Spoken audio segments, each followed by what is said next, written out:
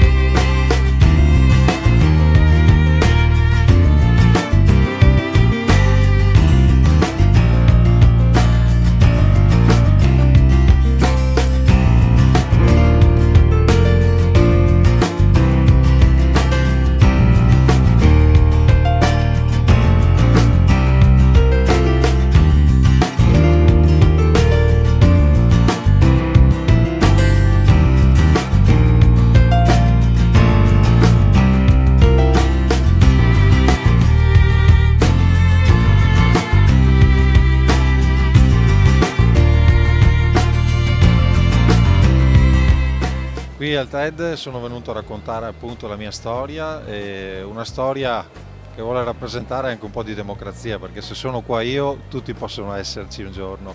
E io ho avuto una grandissima fortuna, la fortuna di conoscere Samantha Cristoforetti e di approntare il suo bonus food, il suo menù durante la sua missione che l'ha vista in orbita nella Stazione Spaziale Internazionale per 6 mesi. Se avessi avuto le tecnologie di adesso, quelle che inventa lui, ai miei tempi avrei fatto tutto in maniera molto più veloce.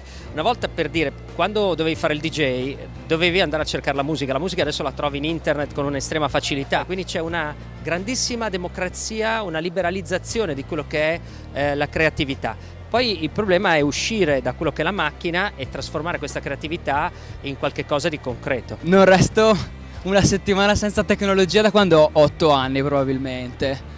Sarebbe una bella esperienza, credo sarebbe molto rilassante, molto più naturale probabilmente, però credo anche che appunto più la tecnologia evolve meno stancante sarà, spero.